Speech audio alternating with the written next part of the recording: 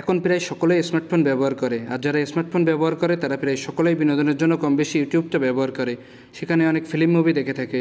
ফোনে ইউটিউব চালানোর আগে ইউটিউবে কিছু সেটিং করে নিতে হয়, যেগুলো করলে আপনার ফোনের এমবিটাও বাঁচবে এবং আপনার ইউটিউবের পারফরমেন্সটাও ভালো হবে। আজকের এই ভিডিওতে দেখাবো ইউটিউবের জন্য গুরুত্বপূর্ণ 5টা সেটিং। দেখতে থাকুন ভিডিওটি। আমি Surya and welcome to my channel.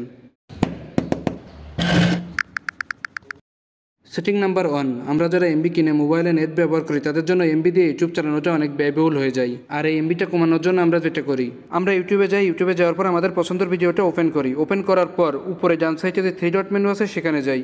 সেখানে যাওয়ার পর নিচে দিকে কোয়ালিটিতে যাই। কোয়ালিটিতে যাওয়ার পর নিচে যে অ্যাডভান্স অপশনটি আছে সেখানে যাই। সেখানে যাওয়ার পর এখান থেকে একেবারে সর্বনিম্ন যে অপশনটা আছে 144p অর্থাৎ সর্বনিম্ন রেজুলেশনটা আমরা সেট করে দিই, যার ফলে এমবিটা সেভ হয় ঠিকই, কিন্তু আমাদের ভিডিওর কোয়ালিটিটা খারাপ হয়ে যায়, অর্থাৎ ভিডিওটা ঝাপসা দেখা যায়। আপনি কিন্তু ভিডিওর কোয়ালিটি ঠিক রেখে এমবিটা সেভ করতে পারেন। এর জন্য একটা সেটিং আছে, আর এই সেটিংটা করার জন্য যাবেন ইউটিউবের উপরে ডান সাইডে থাকা প্রোফাইলে। সেখানে যাওয়ার পর নিচে থেকে যে সেটিং অপশন আছে সেখানে যাবেন। সেখানে গেলে আপনাকে এই পেজে নিয়ে আসবে। এখানে একটা অপশন দেখতে পাবেন ভিডিও কোয়ালিটি প্রিফারেন্সেস, সেখানে যাবেন। সেখানে যাওয়ার পর এখানে নর্মালি মোবাইল নেটওয়ার্ক ওয়াইফাই দুটোতেই অটো রিকমেন্ডেড দেওয়া থাকে।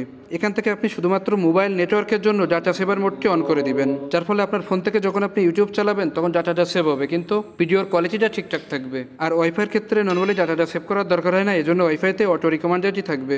এরপর আসি মোস্ট ইম্পর্ট্যান্ট 2 নম্বর সেটিংয়ে। যারা ইউটিউবে কাজ করে অর্থাৎ ইউটিউবের চ্যানেল আছে এবং ইউটিউবের জন্য ভিডিও ক্রিয়েট করে থাকে, সেক্ষেত্রে এমন হয় যে আপনি একটা নতুন চ্যানেল খুলেছেন, কিন্তু নতুন চ্যানেল খোলার পর সার্চ দিলে কিন্তু চ্যানেলটা আসে না।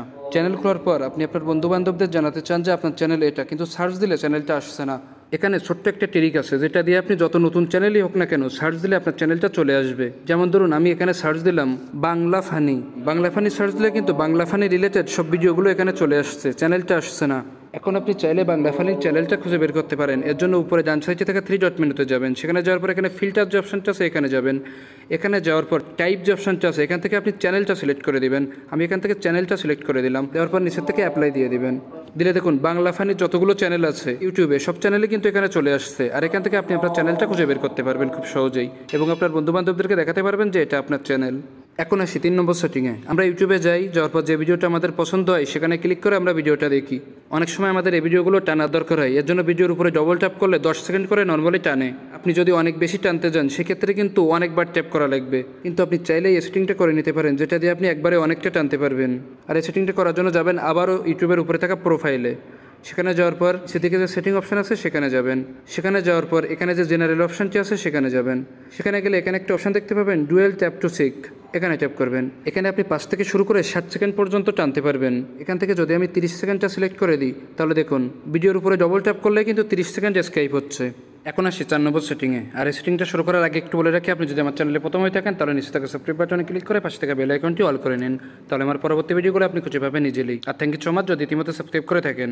আমরা ইউটিউবে বিভিন্ন ভিডিও দেখি, ভিডিও দেখার পর আমাদের কিছু মন্তব্য থাকে অথবা কিছু জানার থাকে, এজন্য আমরা কমেন্ট করি। আমি একটা ভিডিও এখানে প্লে করে দেখাচ্ছি। দেখুন এখানে কিন্তু কমেন্ট বক্সটা রেস্ট্রিক্টেড আছে, অর্থাৎ আমি চাইলে এখানে কোনো কমেন্ট করতে পারবো না। ইউটিউব ঘাটাঘাটি করতে করতে কিন্তু এই সমস্যার সম্মুখীন আমাদের অনেকেরই হতে হয়। এই সমস্যার সমাধানটা কিভাবে করবেন, এর জন্য যাবেন আবারও ইউটিউবের উপরে থাকা প্রোফাইলে। সেখানে যাওয়ার পর সেটিংয়ে যাবেন। সেটিংয়ে যাওয়ার পর যে জেনারেল অপশনটি আছে সেখানে যাবেন। সেখানে যাওয়ার পর একেবারে নিচের দিকে যাবেন। নিচের দিকে গেলে এখানে একটা অপশন দেখতে পাবেন রিস্ট্রিক্টেড মোড। এখানে এই রিস্ট্রিক্টেড মোডটা অন করা আছে, আপনি এখান থেকে এই সুইচটা অফ করে দিবেন। এরপর থেকে আপনি সব ভিডিওতে কমেন্ট করতে পারবেন। আমি একটা ভিডিও প্লে করে দেখাচ্ছি।